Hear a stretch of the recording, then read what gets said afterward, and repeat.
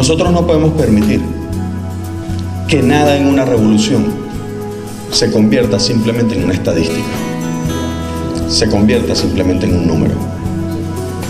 Tiene que tener el rostro, tiene que tener las vivencias de lo que significa. Permitir que se convierta en un número, en una estadística, es de alguna manera incluso banalizar lo que significa. Es permitir que se deshumanice una lucha. Es permitir que pierdan las razones, las pasiones que alimentan precisamente una lucha. ¿Qué vale más? Claro que valen decir que somos 84% de la población en edad de estudio, población universitaria. Claro que tiene un valor, pero tiene mucho más valor saber que de ellos casi 500.000 son estudiantes de la Misión Sucre, que jamás tenían ni siquiera la posibilidad de estudiar y que tuvieron la posibilidad con una universidad la más grande del país, que la hizo Chávez a partir precisamente de los que estaban excluidos del sistema universitario. El rostro, por ejemplo, una persona que no sabía leer, escribir, que de repente aprendió a leer y escribir, y hoy es docente de la Misión Sucre, pasó por el liceo, llegó a la carrera universitaria y hoy es docente de la Misión Sucre. Ese rostro no puede ser ocultado bajo ninguna cifra, bajo ningún número. Y nosotros no podemos permitir que lo que ha ocurrido con la guarimba, con la guerra económica, con ahora el decreto, que son todos componentes de una misma guerra, y que parte de lo que nos quieren hacer es sentir que son sucesos separados, que son sucesos fragmentados porque hay un país en crisis, y no porque quieren crear una crisis para jugar a la desestabilización de un país. Ese esfuerzo tenemos que nosotros, compañeros, hacernos un ejército de multiplicación, porque además tiene algunos cinismos. Imagino que allá algún compañero intelectual en Mérida seguramente podrá ilustrar esos cinismos. De, por ejemplo, hacer una guerra económica sustentada cínicamente sobre la fortaleza del poder adquisitivo que la revolución le ha dado a los venezolanos. Se fundamenta la guerra económica y la presión sobre los precios precisamente en el poder adquisitivo que la revolución le ha otorgado al pueblo.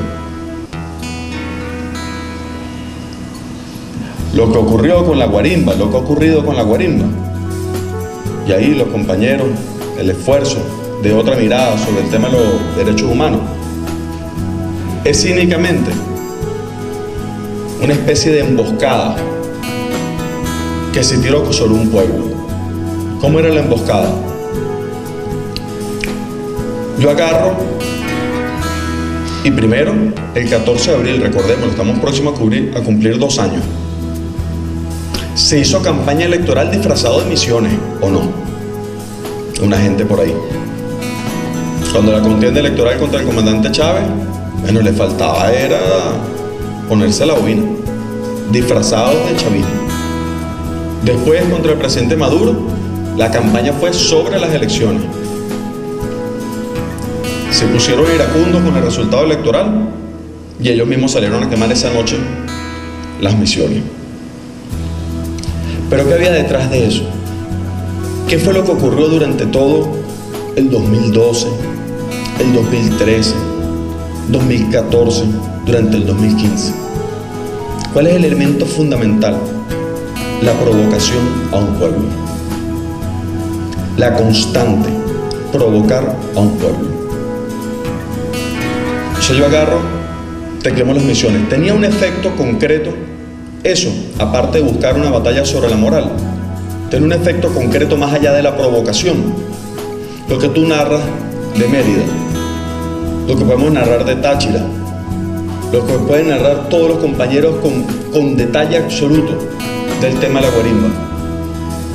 Eso buscaba 2 efectos: provocar y que perdiéramos la paz, que cayéramos en enfrentamiento pueblo contra pueblo, o que si los cuerpos de seguridad resguardaban y establecían el control, entonces era un Estado forajido violador de derechos humanos. Una auténtica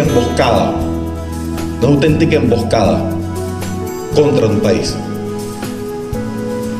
Pero lo que hemos visto en la actividad del día de hoy tiene la importancia, tiene la razón de mostrar y denunciar un capítulo de la historia esta que hoy se llama el decreto Obama. No se pueden lavar el rostro de las guarimbas con su decreto, con su vía diplomática. No se pueden lavar las manos de la sangre que agarraron y trataron de poner sobre este pueblo. No se pueden lavar las manos de los crímenes que han cometido con la economía de este país. Son culpables el imperialismo de la agresión que ha vivido nuestro pueblo. Es culpable ese decreto de las agresiones de una película continuada contra este país. Son culpables, son criminales, culpables de los homicidios que han tenido las víctimas de las guarimbas. Nosotros sabemos quiénes son los responsables, pero podemos hacer así, como cuando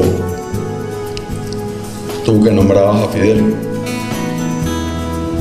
hablaba ahí en su historia Max Olvera y decía: nosotros no clamamos por venganza, no bastará toda la sangre de ellos, es la recompensa, la felicidad de un pueblo. La paz y la felicidad de un pueblo será la recompensa. Muchas gracias por estar aquí, compañeros.